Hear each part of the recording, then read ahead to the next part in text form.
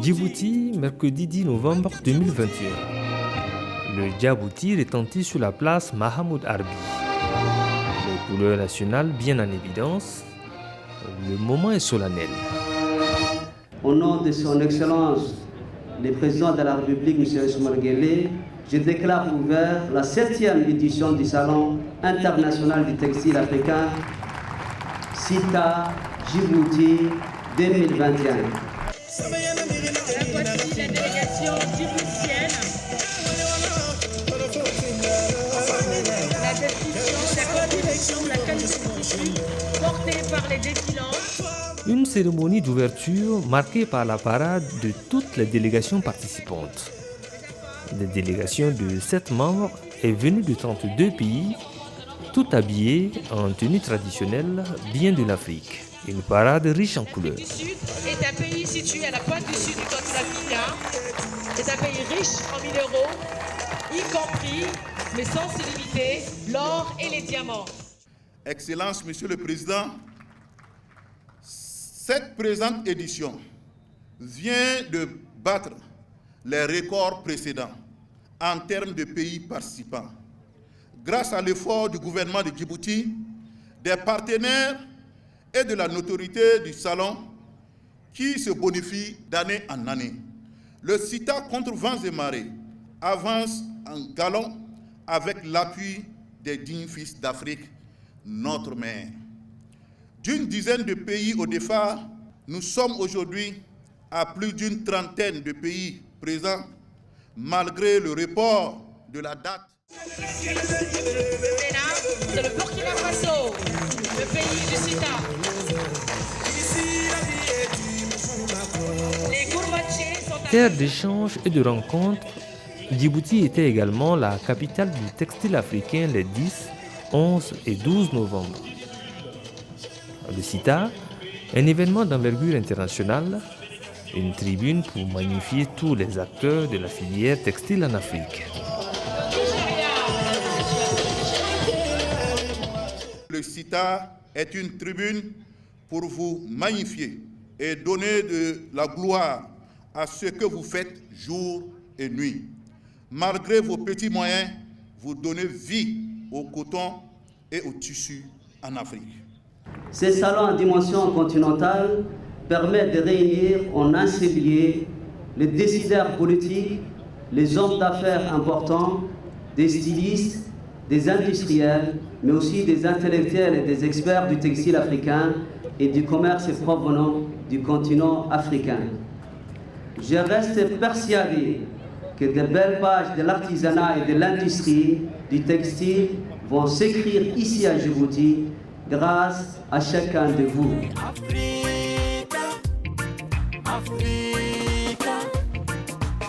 Pour l'écriture de ces pages, le couple présidentiel djiboutien joue sa partition. J'ai aimé l'union et la fraternité de tous Africains et Africaines qui se sont réunis dans ces salons-là pour avancer ensemble et travailler ensemble.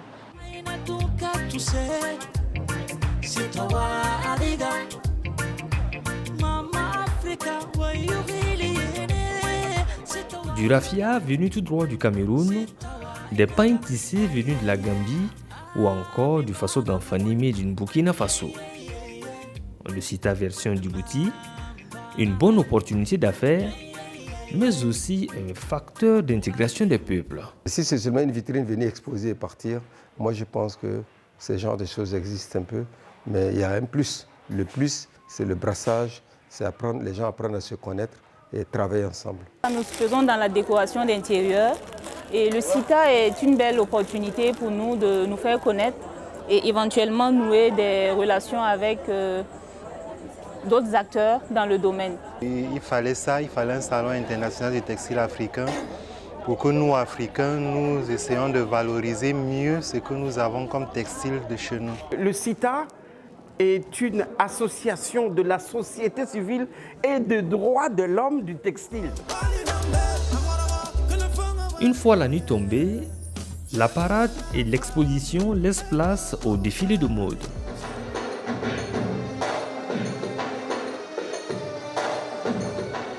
Et 2 soirées durant, une cinquantaine de stylistes et une centaine de mannequins se sont rivalisés de talent et d'ardeur devant un jury international.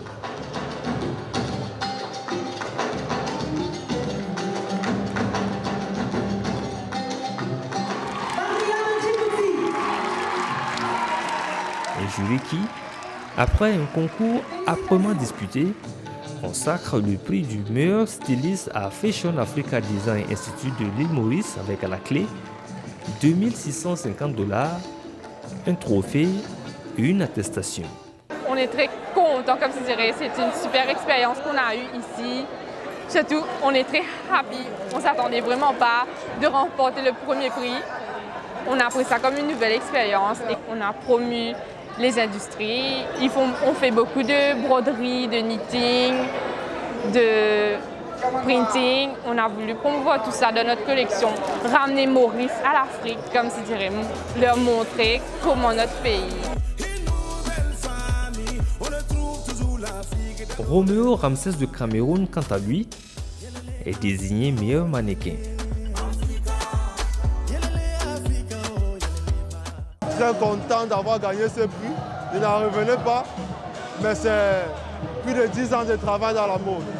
Je remercie beaucoup le CITA parce que c'est un événement qui permet de promouvoir la culture africaine, le textile africain et la mode africaine. Ensemble, nous pouvons faire quelque chose de très meilleur.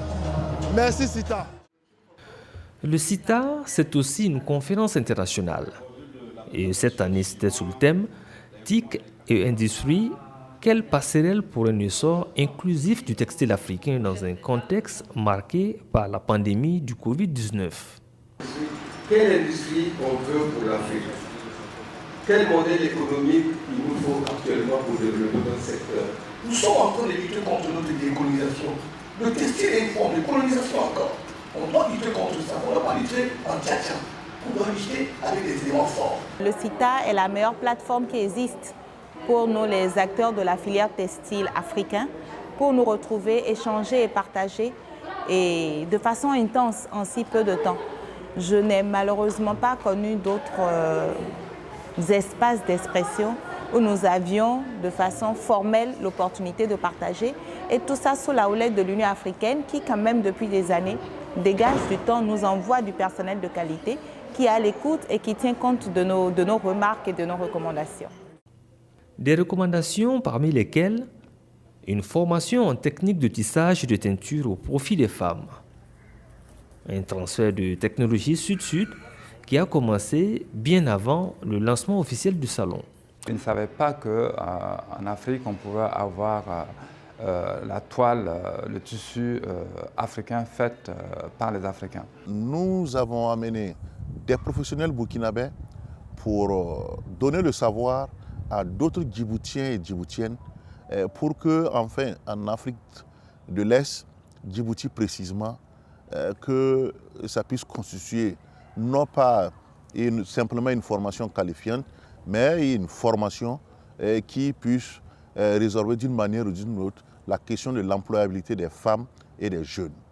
À Djibouti, le commerce représente une part substantielle de l'économie nationale.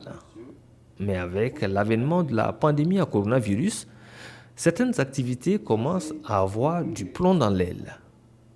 Il va falloir vite adapter les stratégies. L'ensemble de ces artisans ou des acteurs du textile qui, à travers le tourisme et autres, arrivaient à s'en sortir avec le Covid-19, il faudra les amener d'autres arguments pour pouvoir écouler leurs produits.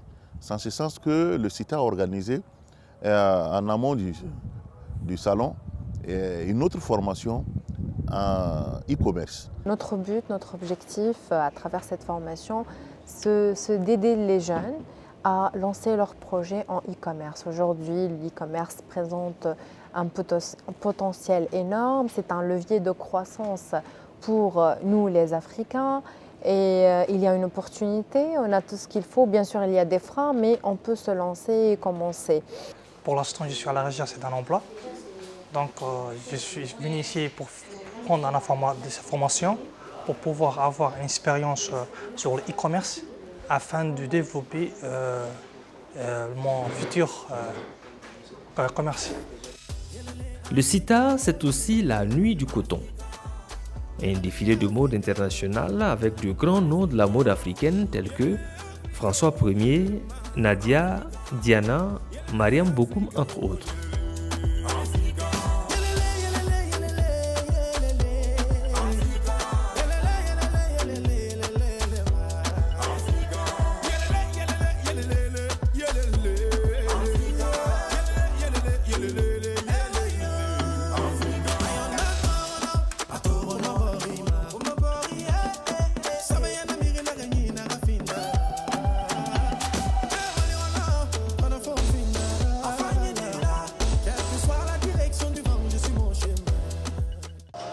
La nuit du coton est un défilé de mode international, mais également une nuit de récompense et de reconnaissance.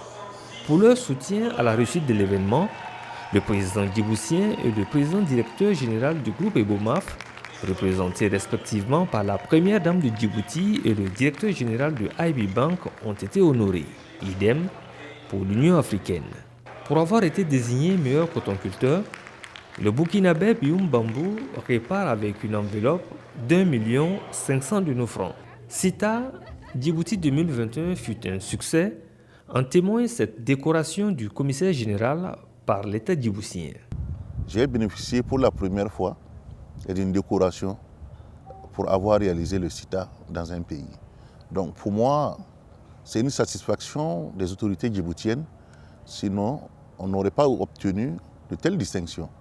Une reconnaissance qui sonne comme un appel à l'endroit des chefs d'État africains à soutenir l'initiative. Je voudrais lancer un appel solennel à tous les chefs d'État africains de faire de la promotion du textile africain leur cheval de bataille, de prendre la responsabilité de s'habiller en textile africain pour promouvoir tout ce qui est produit en Afrique en matière d'habillement.